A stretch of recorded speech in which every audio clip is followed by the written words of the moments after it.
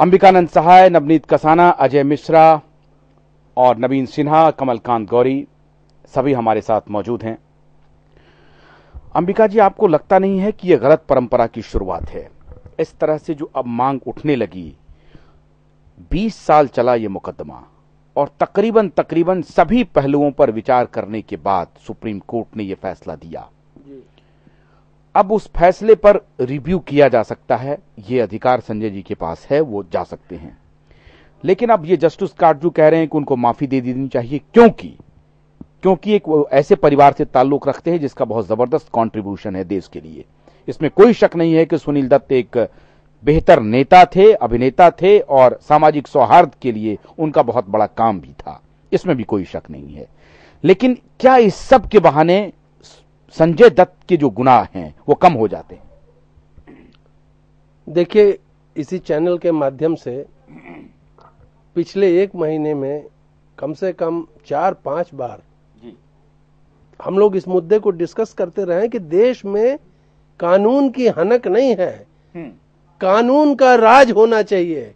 इस मुद्दे पे डिफरेंट टॉपिक्स पे कई बार बात हुई है। जी बिल्कुल ठीक है। मैं ये कह रहा हूं, संजय दत्त जी को आर्म्स एक्ट के अंदर में दोषी पाया गया है और आज आप अगर यदि उन पे सहानुभूति दिखलाते हैं तो सरकार को फिर ये भी करना चाहिए कि जितने आर्म्स एक्ट के केसेस हैं सब में सहानुभूति पूर्वक क्या माफी की गुहार ये सारे राजनीतिक नेता करेंगे? क्योंकि सभी लोग, क्योंकि ये किसी का भाई है, किसी का बेटा है, किसी पार्टी से ताल्लुक रखता है।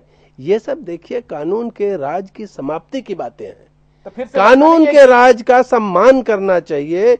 रूल ऑफ लॉ वरना देश में होगा कैसे? तो जस्टिस काटजू जैसे लोग जो स्वयं जस्टिस रहे हैं, वो अगर इस तरह की मांग उठाते हैं तो ये उनका मानवीय पक्ष प्रबल हो रहा है जिसकी वजह से वो मांग उठा रहे हैं, या उनको लगता है कि कानून ने विवेचना ठीक से नहीं की? ऐसा है, वो खुद सुप्रीम कोर्ट के जज रहे हैं और मैं समझता हूं कि अगर आज होते सुप्रीम कोर्ट में तो बिल्कुल यही फैसला वो भी देते। अब सुप्रीम कोर्ट से बाहर है, ऐसी बात वो क्यों कर रहे हैं, मैं समझता हूं इसका तो वही बेहतर जवाब देंगे।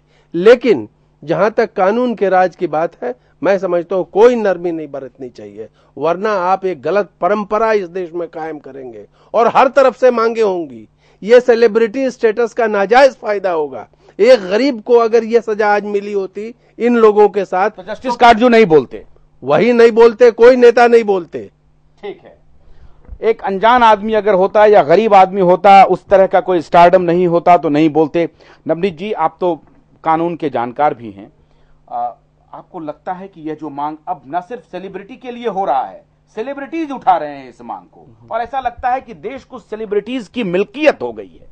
जी बिल्कुल, देखिए ये साफ दिखाई दे रहा है। जिस तरह से कल से जब जजमेंट आया है, सुप्रीम कोर्ट ने जजमेंट तो दिया था, टाडा कोर्ट ने 6 साल की सजा दी थी संजय दत्त को इलीगल वेपन्स रखने के उसमें आर्म्स एक्ट के तहत, और कल सुप्रीम कोर्ट ने उसको थोड़ी सी राहत देते हुए उसको 5 साल में तब्दील किया। ये भी राहत कोई कम नहीं होती है, 1 साल कम कर दिया टाडा कोर्ट के जजमेंट को।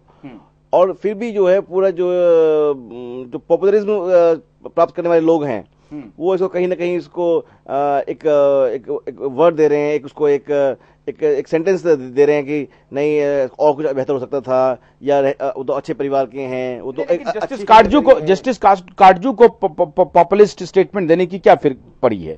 देखिए, अब जस्टिस काटजू जस्टिस नहीं है, वो जस्टिस थे। अब वो जिस धारा में जा रहे हैं वो धारा वही है जो पॉपुलरिज्म लोग जो ज्यादातर लोग करते हैं ख्याति प्राप्त करने के लिए। अब संजय दत्त के पास के ऊपर आर्म्स एक्ट के तहत जो सजा हुई है, तो कितने मामले अब तक आर्म्स एक्ट के ऊपर सजा हो चुकी है?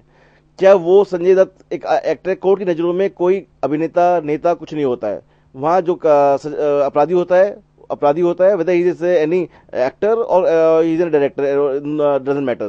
नहीं, तो ये उनको संजय दत्त के प्रति काटजू जी को अनुराग है, या वो सिंपैथी रखते हैं, या वो कुछ माइलेज लेना चाह रहे हैं? ये देखिए, आप एक कॉलर ले लीजिए फिर बताएंगे। जी जनाब, बोलिए, कहां से बोल रहे हैं?